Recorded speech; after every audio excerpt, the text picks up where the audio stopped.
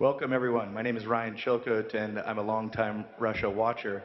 Since most of the people in this room are Russian speakers, we're going to speak mostly in Russian, but I will break into English. So if you are an English speaker and don't understand Russian, please do use your headphones. They're going to be very useful.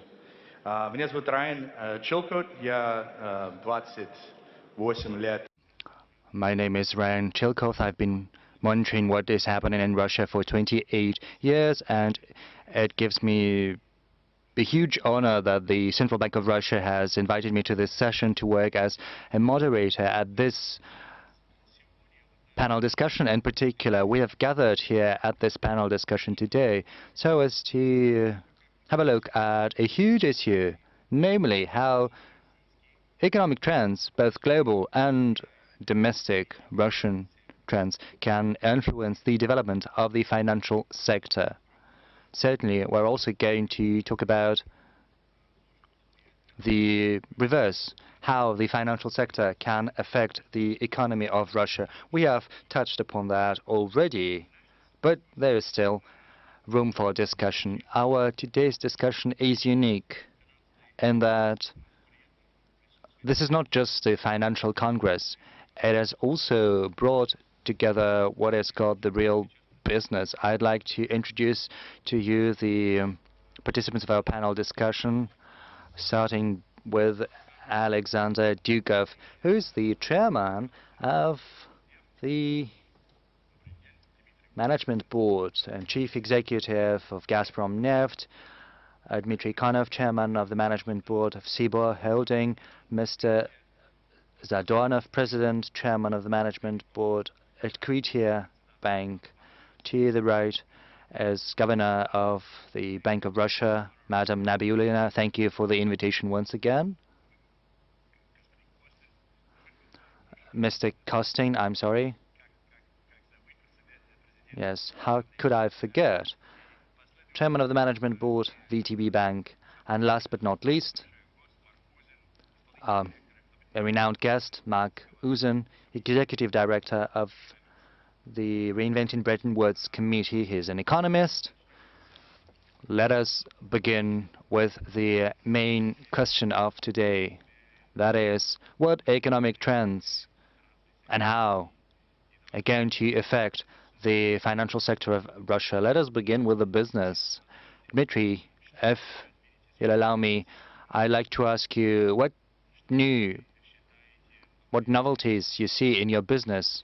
What do you think is going to have an effect upon the financial sector and upon your needs in the Russian financial sector? Thank you. This is truly a question of global nature.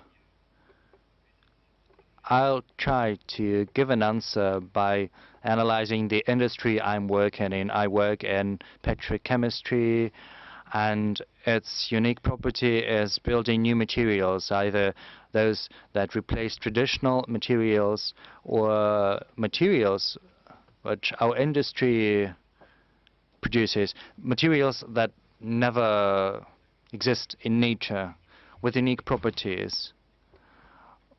We do not use gas or oil per se. We use the derivative products and we transform them, in a good sense of the word, into materials that are used further by other industries. So we are at the juncture point of the oil and gas and a great number of other spheres. Maybe we're not related directly to the financial sector, but most equipment that is used, even in the financial sector, is using materials made by petrochemical industry. I'm not going to talk about all the trends, but some of them I'll dwell upon. The first one is urbanization. We know that several years ago, a certain turning point was reached, and most people in the world right now live in the world, and I'm going to tell you how this affects the financial sector. As we can see, due to the urbanization, different products are used differently. Over the last 3 decades, synthetic materials have been expanding as the traditional products such as glass or metal, and as we can see, concrete. And we can see that in metallurgy, most companies are not attracting new money. Yes, they do make some money, they can pay the dividends, but still, it is not expanding rapidly. Petrochemistry is absolutely different. It is expanding quickly. And there are different macroeconomic trends that underlie these developments. And in this particular field, I believe there's something very important for the financial sector. You've got to understand where you'll see growth in the long term and why that growth is happening. So we're not just comparing ourselves region to region. We also look at our consumers, at what is happening to their industries. And Russia in 2016, 2018, we saw a decrease in demand in construction, and you know about that decrease, but we saw an increase in food packaging, for instance, and their demands. So these are the consumers we're looking at. The financial sector has also taken into account these global trends. I started with urbanization. I'm going to follow that up at a moment. So you've got to understand the phase of development you are at. Thank you, Andrzej. The economy is growing. There is a greater demand for lending. And how do you see the changes in this dynamics right now? Mr. Costing, thank you. When I started to prepare for this panel discussion, I first decided to look at the manual from the central bank from 1 year ago, and it said that there were some problems such as bottlenecks, high indebtedness, too low inflation, risks of bubbles, low productivities, rise in cyber risks. And I understood that the central bank leadership was looking far ahead, because a year later it is still relevant and we still see these risks. In Russia, we have this saying, people can talk about everything, but there are some who talk about the thing they're sort of obsessed. And right now in Russia, we talk about the rules of WTO that are crumbling. There is a transition towards trade wars. We can see that some people use political instruments to pursue their economic goals and vice versa, economic instruments to pursue their political goals. And this creates risks in finance and trade. And we can see the example of what is happening to Rusal, for instance. We have to take that into account, and this is something we have to discuss every time we have a chance to do that. As for the trends, well, there are some positive trends. We expect some positive shifts in lending. We hope that it's going to become greater. This is to a certain extent, to a great extent rather, to the fact that the central bank is decreasing the key rate, and we see a cleanup in the banking sector.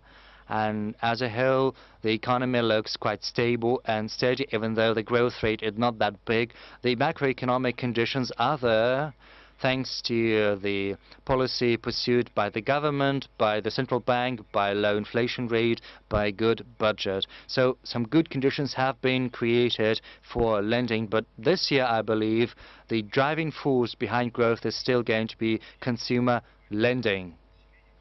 And looking at it, I would like to point out mortgages. Luckily, the share of NPLs in mortgages not that big. It's 1%, a little bit more than that. In VTB last year, the corporate portfolio increased by almost 0%, whereas our retail portfolio increased by 14%. The mortgage share is also big, and this is something we've got to concentrate our efforts on. The social program is important. The president has mentioned that as well, and I think we're going to see high growth rates in this particular field. And we would certainly like to see an expansion of industrial lending. This has to be one of the elements that would contribute to higher growth rates. We are not satisfied with the current growth rates. But apart from lending, we've got the demographic problem, the problem of labor resources, the structural changes that need to happen. But lending is still an important component of economic growth, and this is something we have to pursue so as to see positive results, positive developments in portfolios. Outlined a number of political, I would say, trends that are having not less important effect on the financial sector here in Russia and the larger economy. Give us the global perspective. Is it right now what's happening in politics and geopolitics what's going to dictate sort of the shaping of financial sectors, or is it more some of these economic trends? Thank you. Well, first, let me thank the Central Bank of Russia and the governor for inviting me here again at this summit. Your question, when we start to think about global trends, if we were a year or 5 years ago, we were going to talk about the US story, or we will be talking about the China story, or the Eurozone crisis. And I think we have been shifting the debate to discussion about phenomenon. We talk now more about technological disruptions, automation, future of work. We talk about urbanization, and one of our panelists mentioned before, we talk about demographics. But despite, we will discuss that later, but I think the major global trend that we are facing in the global economy is that we shifted from what I will call the concept of secular stagnation. We are thinking that advanced countries were going to go to a period of low growth, low interest rate, low inflation, low productivity. And over the last 12 months, we have a big recovery underway, which is quite synchronized around the world. We have a 40 years low unemployment among OECD countries, but at the same time, we have a major geopolitical uncertainties. So easy geopolitical uncertainties is going to be a long-term trend, and I call it what I will call global governance disruptions. Trade wars, protectionism. I think the major narrative is about, the US-China story. And based on that, we have to think about, are we shifting from one hegemonic power to another hegemonic power that is going to affect the global financial system the way we are thinking about it.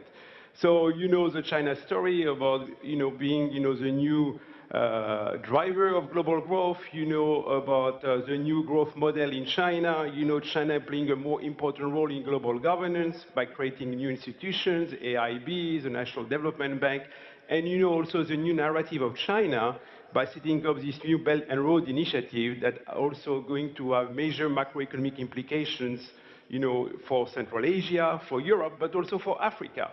And now you see early warnings that are going to be another global trend about major increase of debt in African countries.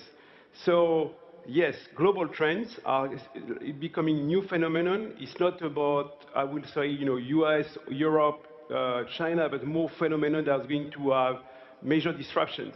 Do disruptions mean we should be worried, or do disruptions mean new opportunities? People are worried about, the change of demographics. They are worried about, what robots will replace work. And at the same time, this is also the background what we have maybe for many years, low interest rate in major advanced countries, because there was maybe also a big impact on demographic. Aging population in China, in Japan, an increase also of labor participation for women in Japan. So before giving, more going into details about these global trends, I think the main concern that hopefully will change is clearly the current geopolitical, dynamics. That is going to affect the global governance. And if we are going to see a major erosion of the international system, a major erosion of the multilateral framework that business communities, financial markets used to rely on, it will have a big impact how the international financial system will operate, and our business and the rule of law and our business will be able to invest in the near term. So if we see a more fragmented world, is going to be this global trend that will have a big impact the way we are going to think about, we discussed at the beginning, financial stability issues and so on. We will get back later on the issue of global trends, such like demographic, automation, urbanizations, and also as we talk about money, and I'm always been interested in looking at the international monetary system, I would be pleased also to tackle what crypto asset will mean for central bank in the future. Thank you. Ну, хорошо, вернемся тогда к криптовалюте чуть позже. Вопрос. Cryptocurrency is going to be a question for the future. A question to Alexander Dukov. A lot has been said about political and economic trends. Gazpromneft, what do you see? Have you faced political problems now? Well, your company has been subjected to sanctions, has been included into the sanction lists. Is that the most significant problem for you? Or if we are more long-term thinking, if we are more forward thinking, it might be the issues of moving away from oil and gas that bother you, or does anything bother you? Well, as far as sanctions affecting our company, our organization, I'll try to be brief. To get an answer to this question, one is required to look at the financial results and operational results of our company for the recent years, starting off from 2014 when sanctions were introduced. If you look at our year-on-year growth figures, you'll see that in these 4 years our production profile has grown 8 to 10% a year before we joined the OPEC deal last year. Our growth rate has slowed down just because Russia has become the participant, the party to a deal, the OPEC deal. But in general, the sanctions have not made any significant impact on our production portfolio, on our production profile, and our financial results. For the last several years, we've been growing both our EBITDAs and our net profits. Talking about the technological trends, the renewables and the electrical cars and vehicles, etc., etc. Well, let's have a look at it from two perspectives. First, we see that environmental policies of various countries are becoming more stringent. Well, that trend makes us believe that, notwithstanding what's happening around and what's happening today, the demand for oil will continue to grow, and it will continue to grow until 2030. And even if, at a certain point in time, this growth will finally hit a ceiling, there's not going to be a significant disruption. That's from one hand. And from the other hand, you have to understand that producing oil is not manufacturing something. When you build a plant, this plant will generate certain outcome, certain amount of units on a yearly basis, year on year. You know, deposits are depleting, your production capacities are aging, so they have to be replaced. So talking about the trend we currently have and we currently observe in our industry, what we're going to do mostly is focusing on new projects. We will continue to invest and we will continue to develop some of our new assets and some of our new plays. And as I said before, the demand for oil, at least until 2030, will continue to grow stably. What does it mean for the financial system? It means, basically, that we will need, for our new projects, new loans, new borrowings. And there is another trend that I would like to mention, which I deem to be important. This is the following trend: to grow our production capacities and to replace the aging production assets, well, both in Russia and in other countries. Oil and gas companies have to move to new types of reserves, how to recover tight oil, alternative resources, and these are actually technological challenges because they require new solutions, they require completely different equipment. And that means, again, talking about some neighboring industries, service companies, engineering companies, companies that produce petrochemistry and IT solutions, well, these companies will have new tasks at hand. There will be a new demand, a growth for the products they make out, and they will themselves have a bigger demand in loans and borrowings for these new projects. So it would be really great if the Russian financial system would be capable of providing such companies and enterprises the financing, the funds they need, and they could make them accessible and attainable. What kind of other trends? Well, it's hard to talk about oil price because it can be stable, it can be volatile, it can be low. But nevertheless, the reduction in natural rent will impact the financial system. How hard will it hit? It's hard to tell, but these are the major trends that we observe today. That's what's going on in the Russian oil industry. And that's how it influences our financial system and the expectations from our financial system. Thank you very much, Alexander. Now, Mikhail, the business models are currently being tested. So your business models are currently being tested. So what will you put your stake on? In which of the areas, on which of the areas you will focus? And in those markets that you are entering, which financial products will you require? What intermediaries, what services will be needed for you that are non-existent today or that are not being, well, that are not available so much in the market? Thank you very much, Ryan. Let me start from the general trend. Russia is not a laggard, is not lagging behind. Actually, when you look at such easy access banking products, such as cash handling processes, various settlement services, Apple Pay, Samsung Pay, Easy Finance. So these products that are available actually not only for the end customers, not only for natural persons, but also for small and medium enterprises, have become much more attainable and accessible. And when it comes to certain products in this market, we are far ahead the American market. Somewhere we're even far ahead that, as opposed to European banks. And this is the sort of a trend that Открытие will try to stay on top of. Our bank has yet another task. We want to integrate the existing IT systems all together. And the next deployment phase we're going to have for our IT systems will mostly target our private customers and small and medium enterprises. So what we are focusing on is trying to provide our services fast and using remote sales channels. Inflation is going down.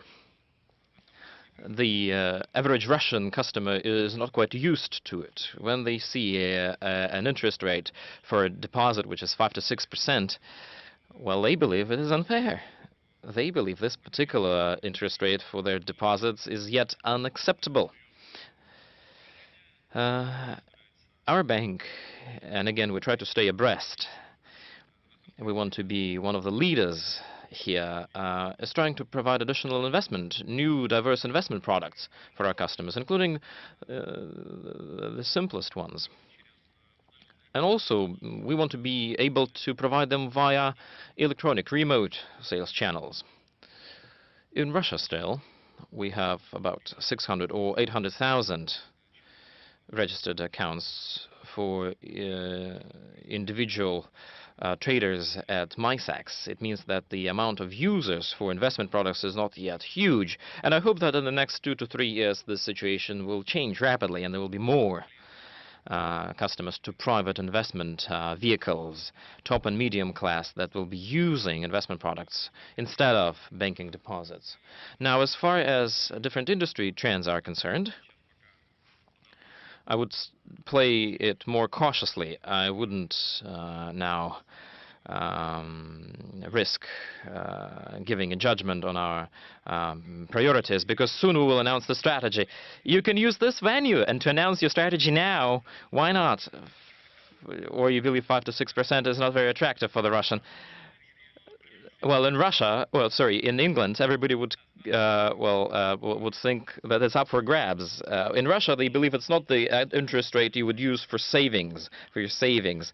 If you try to explain to a normal average Russian person that it's 2 to 3% higher than inflation, it's still a hard thing to do, and it will require some, well, it takes time to explain. It takes time to settle. And the dust has to settle first. Not only us, the financial institutions, but people, small and medium enterprises, have to come to terms to the fact that our interest rates are much lower than the ones they are used to so much.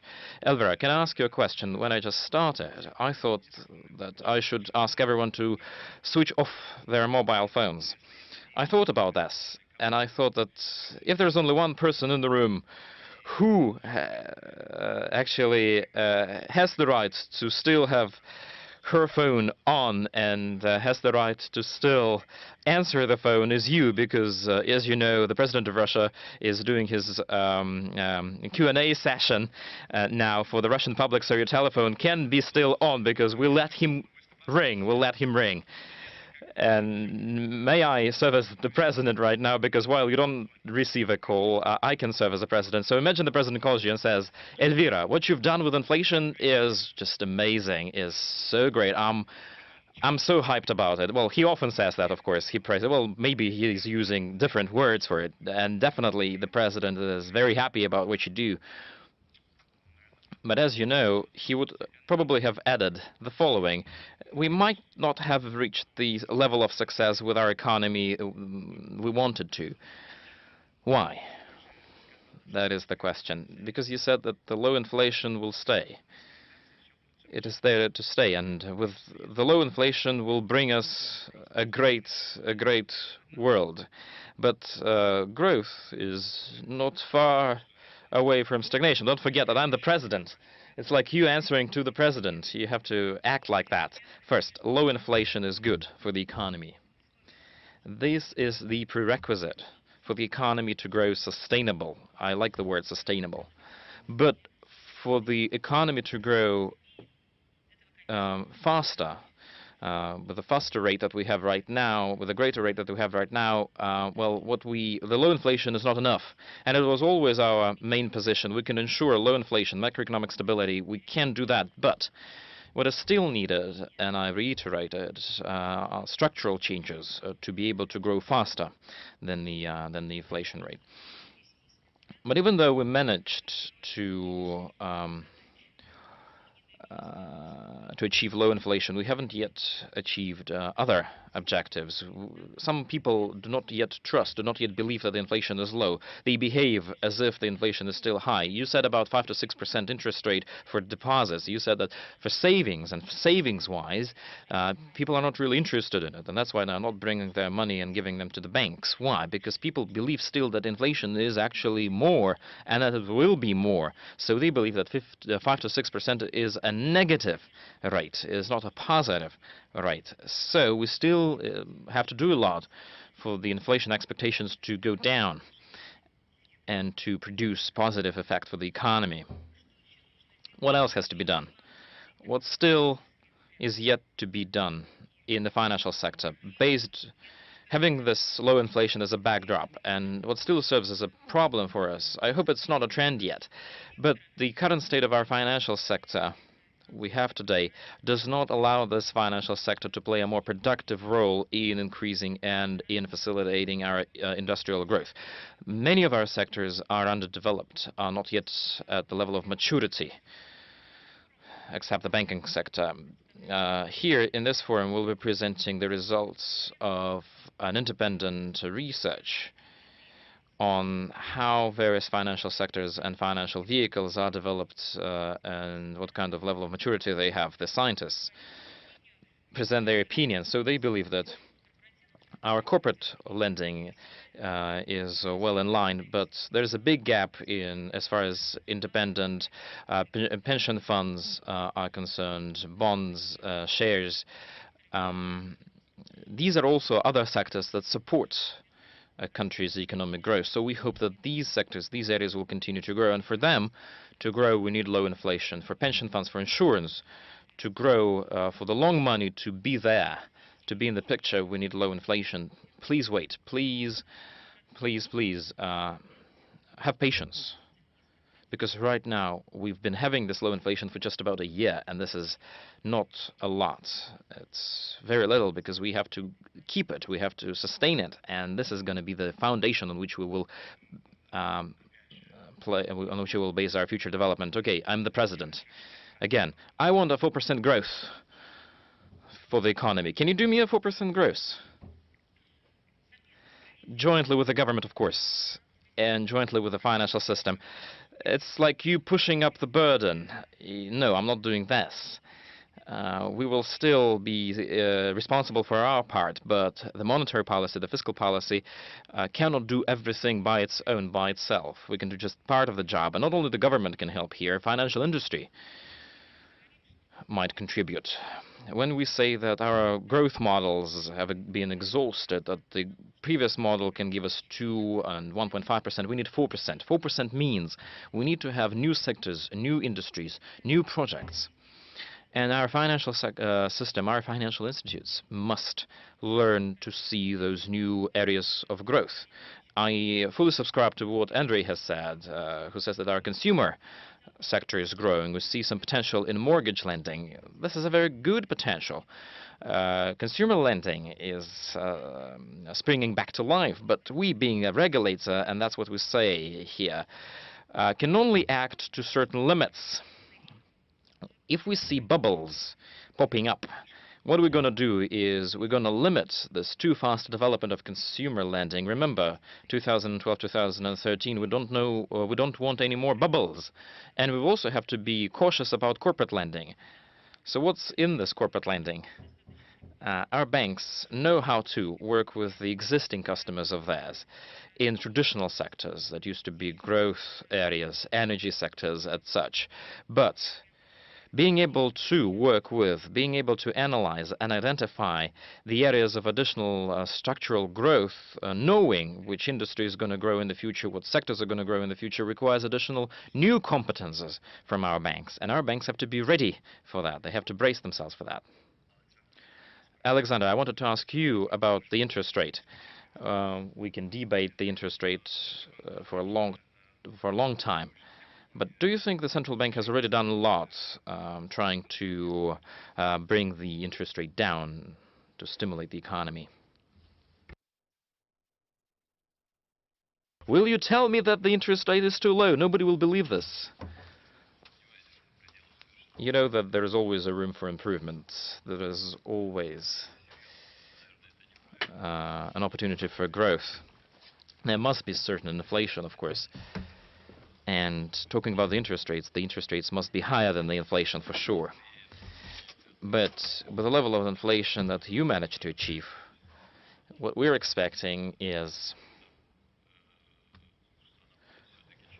a little lower rate as opposed to what we have now. But on average, in general, we cannot but praise what you've done, reducing the cost of borrowing in rubles for Russian companies from one side, and from the other side, the lending market is growing, and a lot of right stuff has been made. Sberbank.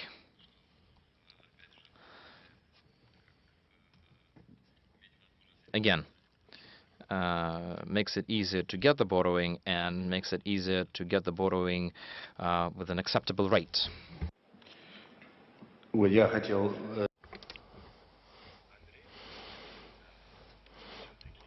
I'd like perhaps to ask Andrei or Dmitry if they would take this. I'd like to call your attention to the rate that we have at 4.85, while 7.25 is the rate without the inflation at 2.4. So it still is one of the highest in the world, isn't it? It is the highest, yes. And it's okay. It's Russia, right? Ryan, you know, there are a couple of the smart heads in Russia. When they call other managers and they say, like, I'm the president of X and Y, and you've been doing this quite successfully yourself, like claiming to be president and so on. I've been critical about the high rate of the central bank so far, but now I have stopped, because I think now we are in the period where the Bank of Russia has been cautious, but there's a clear vector of where things should be going, and the financial community and the customers are now have a predictable outcome, and that we will have a step-by-step change of the rates. We don't see a sharp increase, and this makes room for long-term planning in terms of interest and in terms of business development and so on. Okay, so the Bank of Russia has convinced you. Elvira was convincing you. Yes, she was. Yes. She managed to convince me that this is not the key obstacle in terms of growth of lending. Dmitry, please. I really have to join in applauding central bank for bringing down the rate. Apart from that, I'd say that the rate and the absolute figures of the rate is frequently described as the reason that prevents growth. I think it's an oversimplification, and reality really depends on something else. It's about competition, it's about demand. If there's demand for that can be satisfied with new growth, that's one situation. Or your product is so much more competitive that you are willing to take on a new project in order to enter the market. For Russia, and it may sound cynical, but for Russia, the rate is not as big a challenge as being able to see through the projects that the corporations want to do. Another thing, if you look at the large industrial projects and the corporations that work with that, it's frequently irrelevant for the corporations at all. The rate, that is, say you want to build, it's a greenfield project where you're building an industrial site, and we might end up in a situation when we have financing bound to the equipment delivery contract, and we cannot borrow in Russia for that, because you cannot use a Russian provider for this equipment or for the engineering, because we just don't have that manufactured in Russia, or it's not of a good enough quality. Therefore, funding cannot follow on that project. Therefore, it's not about the rate, it's about how developed are the rest of economic sectors that drive the growth. So it remains an important factor, but it's not, of course, a crucial one for me. If I may interject here. Yes, about the rate. It might sound paradoxical, but our review of the experience in other countries. So when we see situations when the economy is growing very fast, when there's situations when there's demand for new profitable enterprises, then the rate can go up, because now the banks can choose between what will generate more revenue for them and what project will be able to pay more for the loan. I think one of the problems is that our banks don't see that many lucrative projects to choose from. And another comment on the realistic rate. When you take the inflation into account, when you take end product rate into account, it might seem like the real rate, the actual rate, is too high. This is how they do, by distracting the inflation. But this is normally this normally works in the countries where people have expectations of inflation on par with the rate, and they don't look at the former levels of inflation when they're making their financial decisions, but they think about the future inflation. And we have these expectations at 8.6. And if you take that into consideration, then you have a different angle to look at that rate. Business have adjusted somewhat in terms of inflation expectations. So the rate has become positive then in their perception. But you cannot just calculate the actual rate level mechanically if you do not consider that.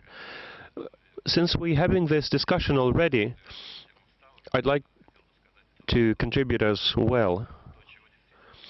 What I think we really lack, including major companies, is that, of course, there are perhaps expectations in terms of rate. We want a lower one, but at the same time we have to, of course, be grateful to the central bank for making the funding more available.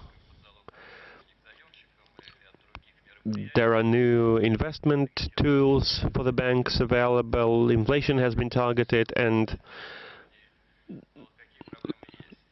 borrowing has become cheaper, but the big business still has the challenge of the long-term loan access, and I mean loans over 5-year term. This is a problem even for well-ranked borrowers. And in terms of supply, we're also looking at softer normative requirements, and we are looking for stimulation for more long-term funding opportunities, be that work with corporate bonds coupons or with strengthening the position of retirement management funds. So we're also concerned mainly about the, so to say, second row companies that are our suppliers or our intermediaries. They seem to have an even stronger challenge in terms of access to borrowing, how expensive it is for them. It's bearable for us. For them, it is frequently too much.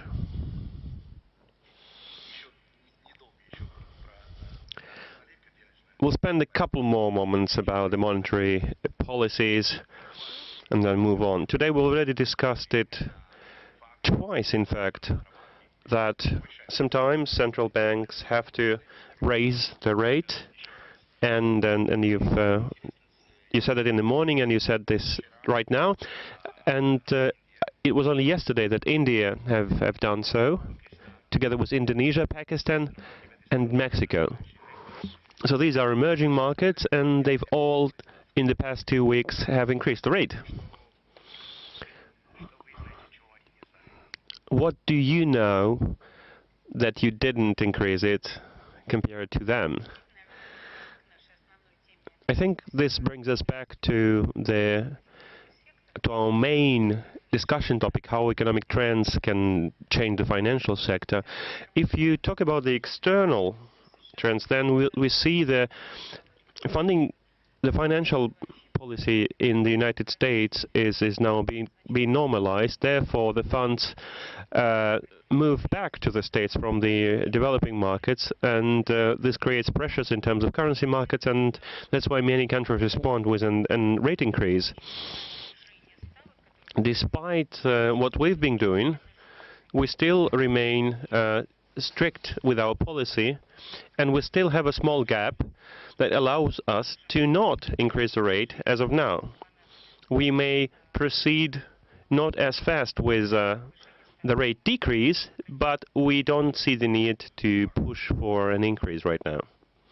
Mark? No, a very short. We're talking about what's been happening in emerging market and why Russia has not increased interest rate. I think coming from outside, here in this country, there is a strong macroeconomic framework, flexible exchange rate, inflation targeting, that anchor inflation expectations. This is very critical, and you have a very strong fiscal stance. If you look at other emerging markets, you mentioned Indonesia, I'm not talking Argentina, Turkey, you are seeing some strong vulnerabilities, and at a time where the Federal Reserve has mentioned, a pace for normalization, and emerging markets, that I mentioned before, are also very concerned about the reversal of capital flow, and they have vulnerabilities. So I think, coming from outside, I think this is very important that you have a very strong macroeconomic framework, and important to keep it, important for commitment, and not to tweak the inflation targeting. You see what happened to Argentina. The tweaking of inflation targeting has created an important exchange rate crisis.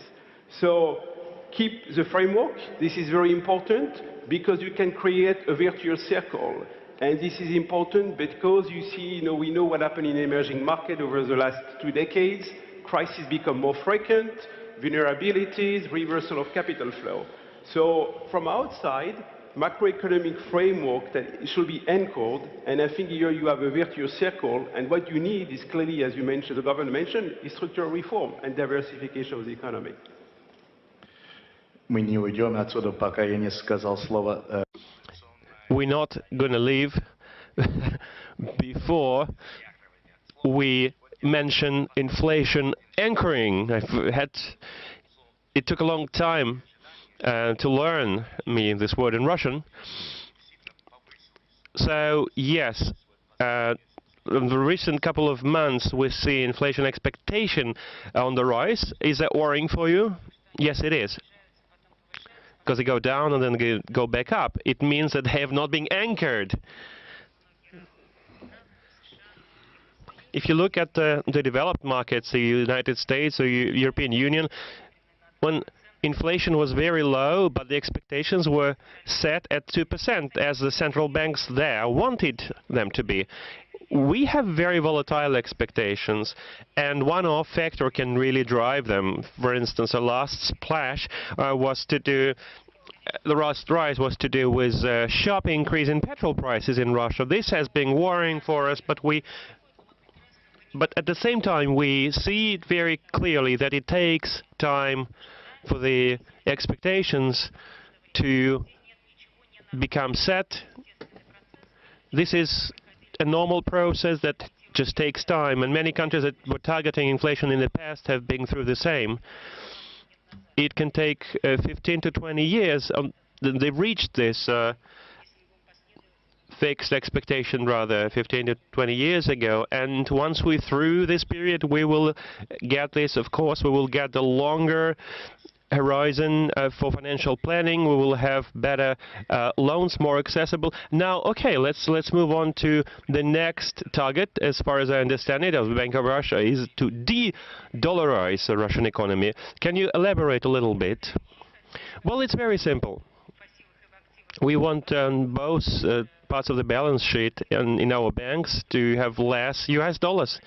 We want deposits to be mainly in Russian rubles, and we want loans to also be handed out in Russian rubles. Of course, we know that there are many exporting companies, and the larger banks, they have to deal with the international trade. Therefore, they need, of course, the loans in other currencies. But at the same time, we see the volatility of the oil prices.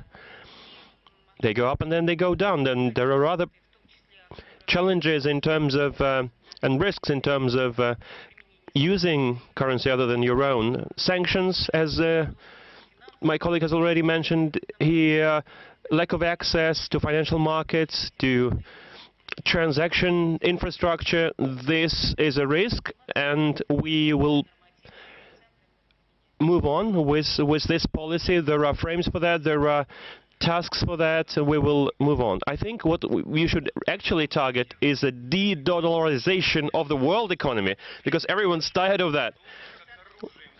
This is a weapon. This is what's happening. Everyone's been punished and threatened by the US dollar. I think this is a global task, actually, and I don't think we do enough. I think you have to have more transactions, payments with Europe, other countries, without using US dollars. And another thing is that we have to re-register Russian companies in Russia, because there's so many. All Russian major companies are now registered in the jurisdictions that are, I can't even find them, these jurisdictions, where they are. And they suffer from that because they have to pay their dividends through 5 levels of offshore companies, because when the dividends get to the receiver, there's nothing left because the ruble is not used there. I think we really should now say that we've had enough of it. If we all registered in the offshores, if we pay in dollars so much. Well, every granny in the street is a forex player when they know the US dollar rate and check it every day. Of course, this is an achievement, quote-unquote, of the previous leaders of the Bank of Russia. Now we see a steady pace of tackling this. The reserves have been increasing, but I would really move the bar higher in terms of our tasks on de-dollarizing both Russian. I love money in every currency, not necessarily in offshore. I love dollars, I love rubles, why not? Dmitry, please. Tobolsk, Tyumenskaya Oblast, this is where Sibur is registered. Have you been there? Do you know this name? There are, of course, companies that are registered in Russia, in Siberia, in fact, not necessarily in the offshore locales. If I may get back to the concerns of the exporters, Elvira has already touched upon that a little. So this de-dollarization as a new target for the Bank of Russia, how do you see that as someone doing major business to do with exports? Well, it's been an open discussion, and if I may, I'd like to first discuss what Elvira mentioned, that is the inflation expectations and how they correlate with oil prices. We work in this field, and luckily what we see now, the petrol price crisis in terms of expectations has now been mitigated, and it's been, of course, not only the problem created by the Ministry of Finances that they have been increasing the tax rates on petrol, but the Bank of Russia had to do something with that as well, because the recent increase in petrol prices has been constituted to the major in a major way by this devalorizing add-on or the markup. Now that the ruble has been disentangled from the oil price and less connected with the dollar rate, so if you would see a different connection between these three elements, we would have seen a different aspect. Now we've seen the oil prices increase and the ruble rate remains low. Therefore, I think 85 to 90% of the petrol price increase was to do from that disconnection. I'd like to reply, if I may. If you manufacture, you extract oil in Russia, your labor costs are in Russia, and you want to set your prices from net back. In order not to, because we are, of course, a major oil producer, therefore we have the tariffs and then the taxation that work with that, because your costs in rubles, they did not grow, didn't they? So you can't explain the petrol price increase by the different situation with ruble rates. I don't think this is the correct vision. But the oil and oil product market is global, so our market is a part of that. And we, of course, can try to keep the prices low in an artificial way, but if we don't see that the major companies export that much, other companies will step in and replace them. I don't think that the solution must be to isolate the Russian market and close off opportunities for export. Now back to de-dollarizing, the question that you asked me to respond to. I think there's a two-element story. First, making ruble borrowing more available. And thanks to the Bank of Russia, we now have more opportunities to that. There are expectations which are gradually being met. Another element is using ruble for international transaction. I think it's also important. If one has to leverage the opportunity to use rubles, Russian ruble for international transactions, then there's goodwill among several parties. Gazpromneft has already had several dozen such transactions, so there's room for that. Whether we could achieve complete de-dollarizing of this type of transactions, I'm not sure. I'm also living outside the other areas of our economy.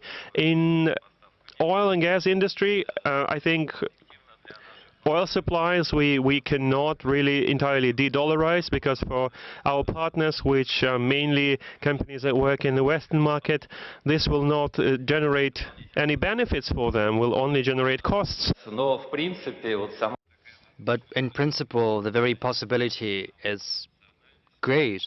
It gives us different opportunities, and we can resort to that should the need arise. Incidentally, I'd like to say that almost all export contracts of ours have a reservation that allow us to transition to settlement either in euro or in rubles with our purchasers. As I mentioned, in 2015, 2016, we did that with our European counterparties. We tested this possibility, and it exists. But let me reiterate, unfortunately, I do not think that in the coming months or years, I don't think we'll transition to ruble-denominated transactions, because oil is traded in dollars and the quotation prices are also given in dollars, almost all brands. There are other factors such as higher costs. I refer to our clients. The ruble is still volatile. It's susceptible to the currency exchange risk. They have to be hedged, and it's very difficult to hedge big sums. There are some difficulties with ruble liquidity for our clients. There are difficulties with attracting trade funding. The country agents also have additional costs for opening and maintaining ruble-denominated accounts, conversion costs, and big companies prefer transactions in dollars. We have our contracts stipulating euro-denominated transactions, but so far it's still done in dollars, because once again, oil is priced in dollars, and dollar is the reporting exchange currency. European companies even have reporting both in euros and in dollars. So far, dollar is the functional currency for oil. A couple of words about futures contracts being traded at the St. Petersburg Commodities Exchange. These are futures contracts on Urals.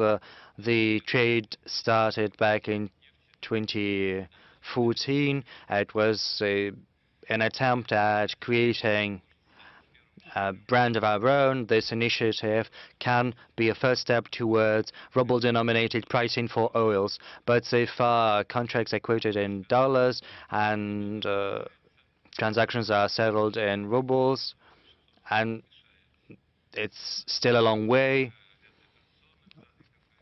There are some bottlenecks, operational. There is lack of transparency and supplies. There are no quarterly and annually schedules of loading, and there are problems with liquidity. As for non-residents, they also have problems, such as lack of ruble liquidity. Foreign banks are not actively engaged in this process either. And there are other factors that I've already told you about. And still, we see some positive dynamics. So it is quite probable that one fine day in future, maybe in the near future, Urals is going to be a benchmark brand of oil. And there are premises to believe that pricing and settlements are also going to be carried out in rubles. Ryan, who answers the call of the central bank to de-dollarize. Well, that is the Russian population. Any devaluation, any depreciation leads to a spike in dollar-denominated liabilities by 30% or so. Well, it used to be the case for the last two crises. And then after the spike, there is a fall back to 15, 19% right now, the share of currency-denominated liabilities of the population stands at around 19%. But when there is a floating exchange rate, as Madame Nabuyulina has said, the volatility is not going to be that great. There are not going to be such huge deviations. So people will be calmer when such things happen, and there are not going to be spikes like that and currency-denominated liabilities, especially if, I am getting back to that, people find other means of saving than using some hard currency.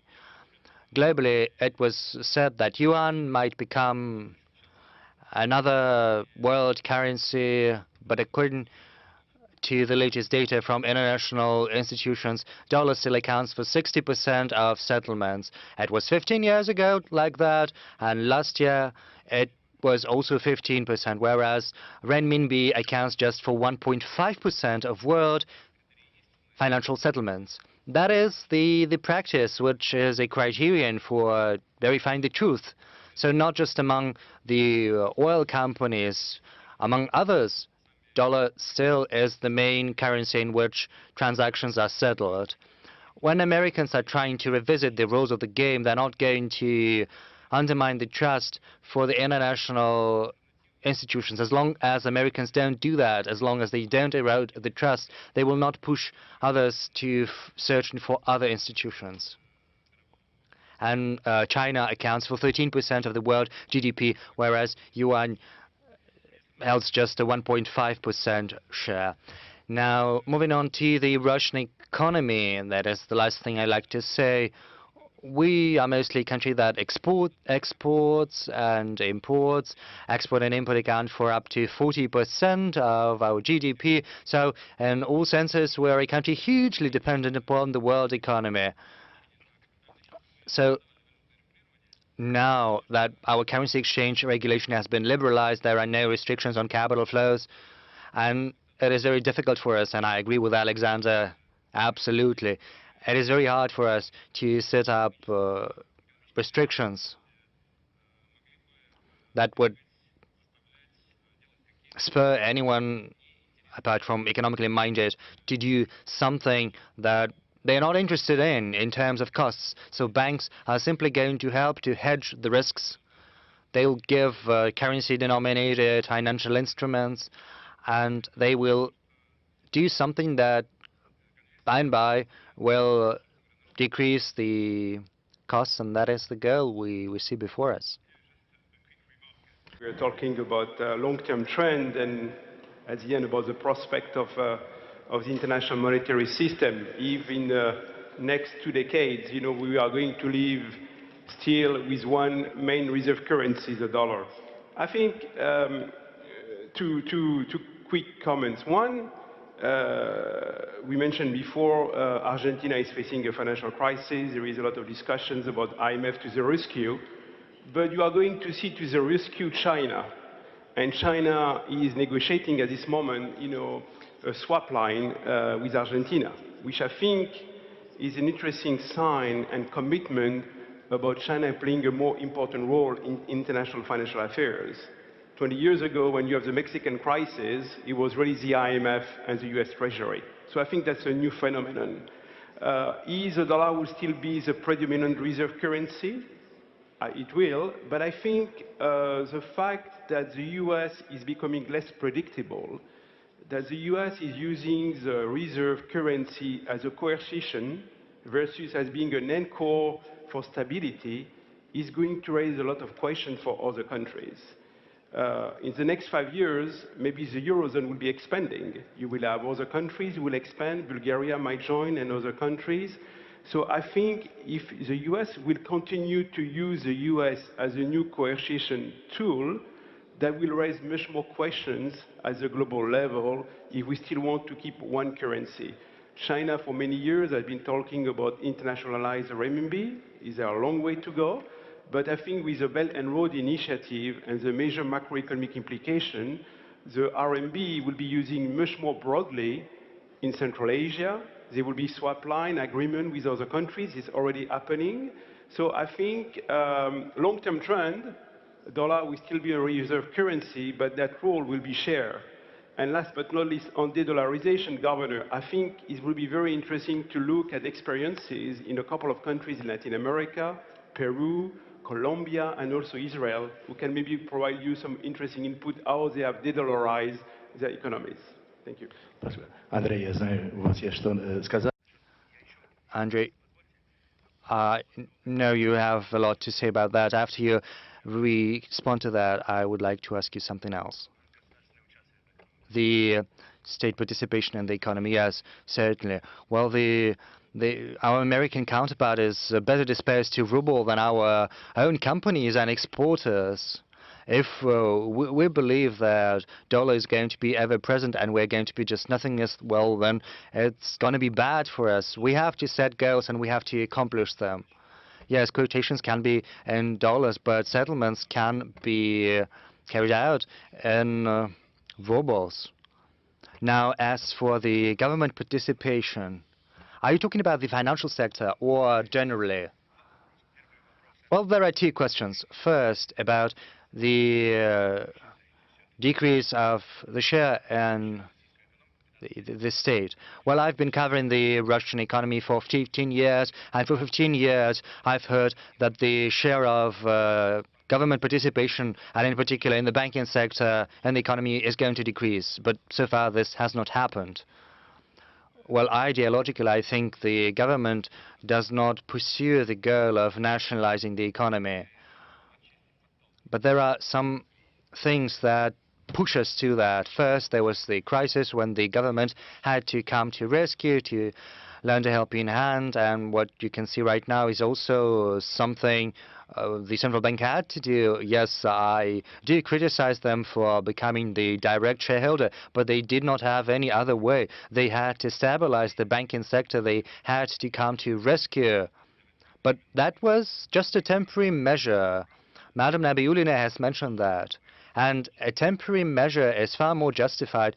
It is a lesser evil than it would have been if they had followed the old model. This was something they had to do. And the same goes for the stop to the privatization of the VTB. To the sanctions, we do not have a chance to continue with the IPO. So this is not just about our government wanting to keep its ownership in banks. It's a combination of different factors: the cleanup, the crisis, and the sanctions. All of that is what makes the privatization process stall. And that is not just in the banking sector, but also in the economy as a whole. This is due to the geopolitics, to the underestimated price of Russian assets. Well, yes, there are some sources of concern, namely a number of state-owned corporations are trying to expand to other fields, from military to civil. Yes, this process is something we're witnessing, but I do hope that we'll see greater privatization.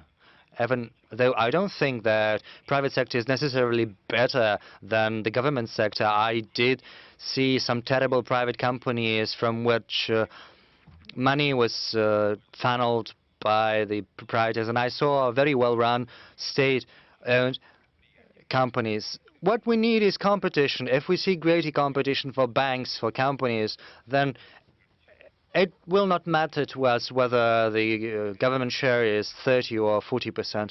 I saw that VTB is working in private equity quite actively through Magnet and through others. Yes, private equity, you buy something, you improve it, you raise the price, and then you sell it. You know, there is a bias, in particular among the Western press. If VTB enters something, then it means greater government show. Right now, we're going to sell spaghetti, for instance, and Magnet. No, we're not going to do that. It is just a commercial deal, and we follow the commercial rationale. We see that we can make money out of it. And we've got no other goal. The government does not wish to regulate retail market. No, that would be absurd.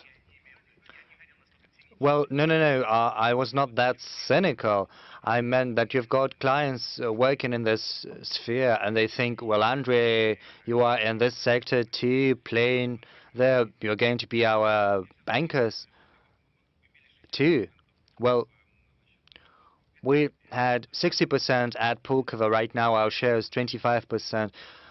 They're asking us why we're not selling the rest, the remaining 25%. I'm going to Pulkovo. I've got a red carpet. And if I sell the 25%, does it mean I'm going to lose all that? No, that's not that. We follow a commercial logic. It would be too expensive to get new clients if we followed this logic and tried to do it through that. I believe these companies have to be serviced by those who provide the best services. Thank you.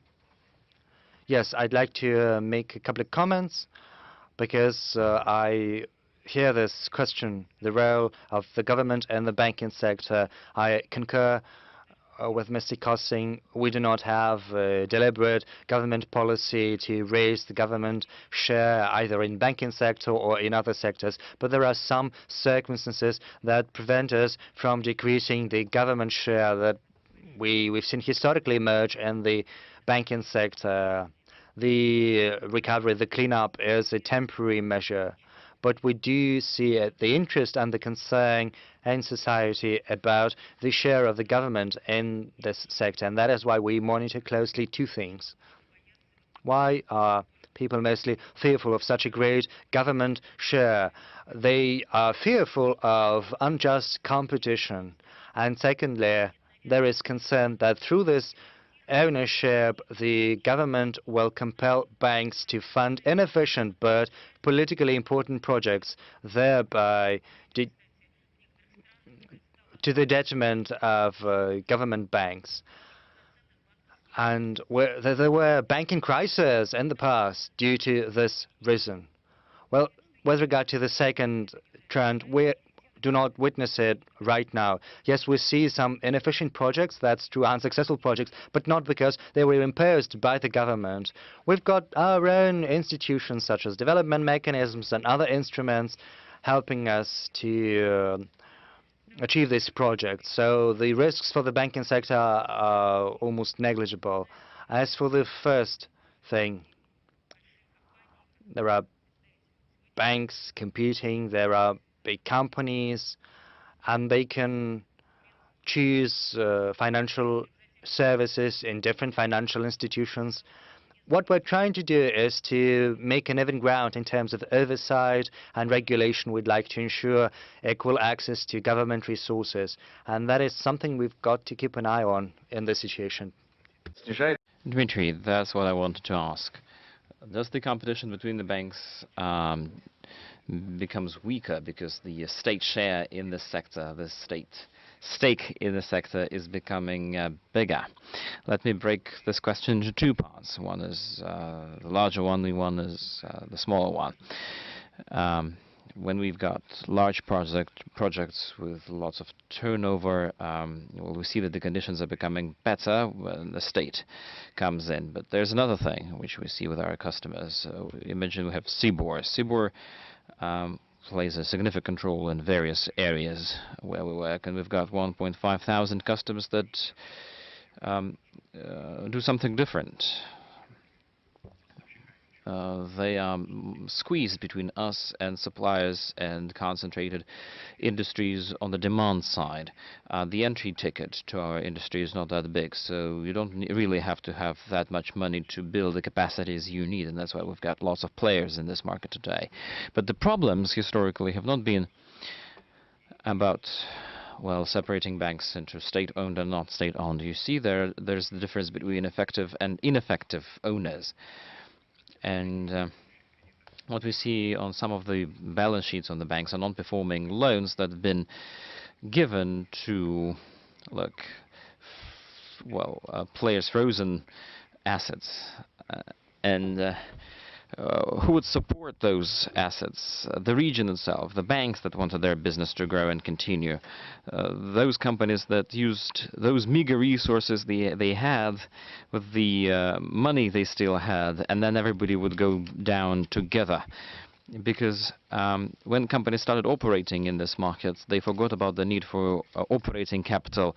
So that's the kind of a door, a very narrow door, that two parties would try to squeeze simultaneously, and they would never be able to do it. And it's mainly related to the inefficiency of risk management and corporate governance in the bank, irrespective of the way and the party that own those banks. Our time is up.